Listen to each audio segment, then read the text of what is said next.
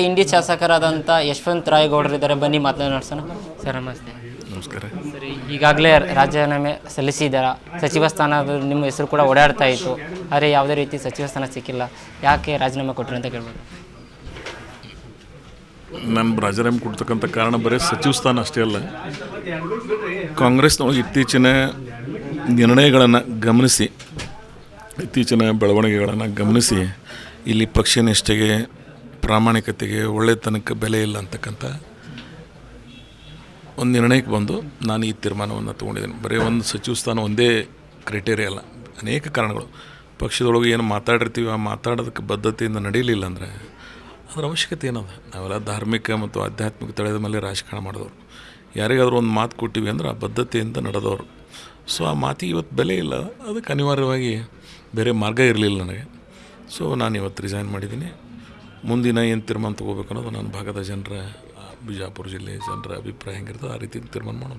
Sir, ಈಗ ರಾಜೀನಾಮೆ ಸಲ್ಲಿಸಿದಿರಲ್ವಾ, C M ಕಡೆಯಿಂದ ಏನಾದರೂ ಕರೆ ಬಂತು ಅಥವಾ ಯಾರಾದರೂ ಪಕ್ಷದಿಂದ ಏನಾದರೂ ಫೋನ್ ಬಂತ? ನಾನಂತ ನಿರೀಕ್ಷೆನೂ ಮಾಡೋಂಗಿಲ್ಲ, ಅದರ ಅವಶ್ಯಕತೆಯೂ ಇಲ್ಲ. ಮುಗಿದೋದು ಅದೇ ಅದು.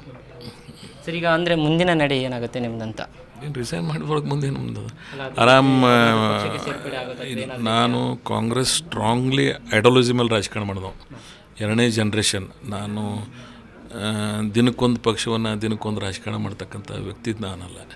ನನ್ನದೇ ಆದಂಥ ಒಂದು ಸೈದ್ಧಾಂತಿಕ ನಿಲುವಿನಿಂದ ಈ ಪಕ್ಷದೊಳಗೆ ನಮ್ಮ ಫಾದರ್ ಹಿಡಿದು ನಾವೆಲ್ಲ ಬೆಳೆದವರು.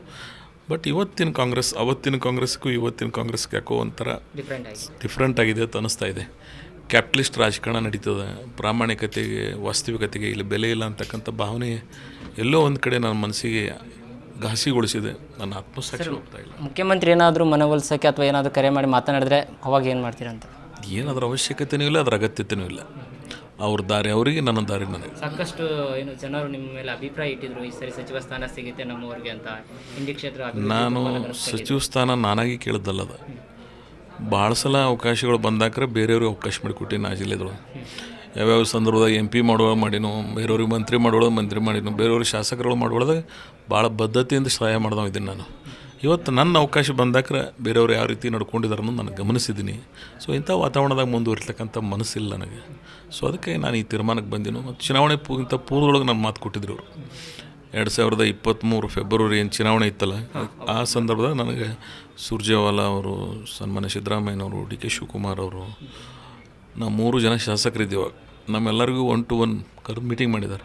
ಅವ್ರಿಗೆ ಏನು ಹೇಳಿದಾರೋ ಗೊತ್ತಿಲ್ಲ ನನಗೇನು ಹೇಳಿದರು, ಇಲ್ಲ ಅವರಿಬ್ಬರಿಗೆ ಅವಕಾಶ ಕೊಟ್ಟಿದ್ದೀವಿ, ಈ ಸಲ ನಿಮ್ಗೆ ಕೊಡ್ತೀವಿ ಅಂತ ಹೇಳಿದರು. ಸೊ ಸರ್ಕಾರ ರಚನೆ ಆದ ಬಳಿಕ ಕೇಳಿದಾಕರು ಏನು ಹೇಳಿದ್ರು, ಇಲ್ಲ ಅವರಿಬ್ಬರಿಗೆ ಪಾರ್ಲಿಮೆಂಟ್ ಇಲೆಕ್ಷನ್ ಇದೆ, ಈ ಸಲ ಇಬ್ಬರಿಗೆ ಮಾಡ್ತೀವಿ, 2.5 ವರ್ಷ ಆದ ನಂತರ ನಿಮಗೆ ಮಾಡ್ತೀವಿ ಅಂತ ಹೇಳಿದ್ರು ಅವರು.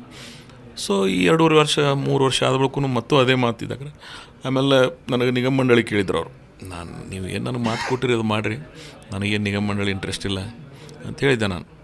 ಅದಕ್ಕೆ ಇವತ್ತು ಅವ್ರಿಗೆ ತೀರ್ಮಾನ ಮಾಡಿದ್ದಾರೆ. ಅವ್ರಿಗೆ ಸರಿ ಅನ್ಸೋ ತೀರ್ಮಾನ ಅವ್ರು ಮಾಡಿದ್ದಾರೆ.